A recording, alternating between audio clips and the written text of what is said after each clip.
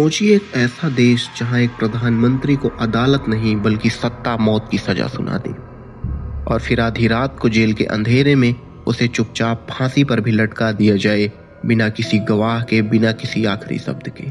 4 अप्रैल 1979 की वो भयानक रात जब जुल्फिकार अली भुट्टो को खत्म कर दिया गया।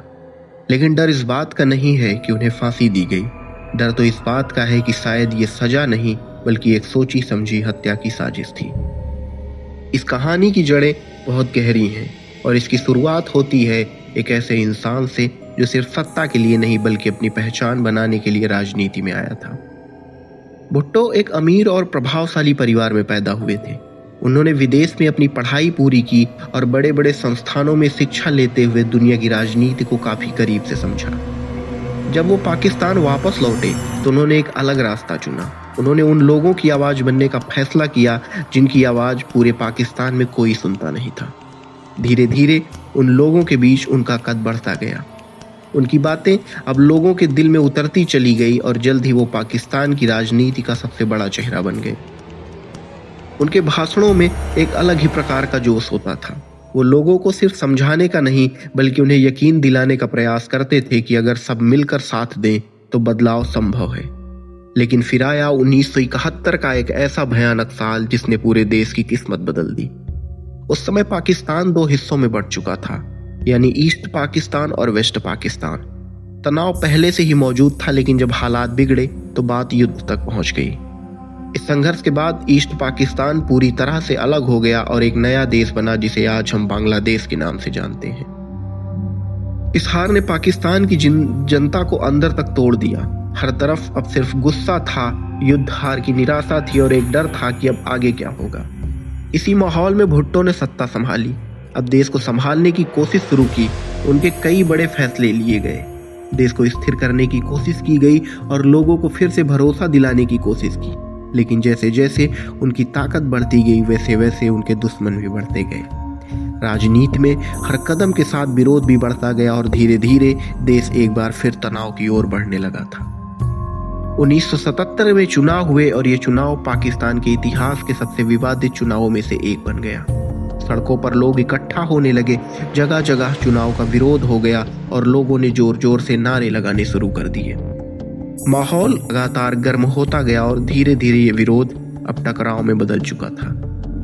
कई जगह लोगों में झड़पें हो गई, हालात बिगड़ते चले गए और देखते ही देखते देश के अलग अलग हिस्सों में आगजनी और हिंसा फैलने लगी। इस पूरे घटनाक्रम के बीच एक व्यक्ति जियाउल हक लगातार स्थिति पर नजर रखे हुए था। वो सही समय का इंतजार कर रहा था और जब उन्हें मौका मिला तो उन्होंने कोई देर नहीं की। 5 जुलाई 1977 की रात जब पूरा देश सो रहा था, सेना ने अचानक कार्रवाई शुरू कर दी। सड़कों पर टैंक उतर आए, संचार के साधनों को नियंत्रित कर लिया गया ताकि कोई किसी से संपर्क ना कर सके। कुछ ही घंटों में सत्ता बदल गई। भुट्टो को गिरफ्तार कर लिया गया और एक झटके में वो देश के सबसे ताकतवर व्यक्ति से एक कैदी बन गए। इसके बाद कहानी और भी ज्यादा रहस्यमयी हो जाती है। भुट्टो पर एक पुराने हत्या के मामले में फिर से केस खोल दिया गया, जो कभी इतना बड़ा मुद्दा था ही नहीं। कोर्ट में मुकदमा चला, लेकिन इस पूरे ट्रायल के दौरान कई ऐसी चीजें सामने आई जिन्होंने लोगों को सोचने पर मजबूर कर दिया। गवाहों के बयान लगातार बदलते रहे, सबूतों को लेकर जनता में लगातार सवाल उठते रहे। ऐसा लगने लगा कि फैसला पहले से ही तय किया जा चुका है।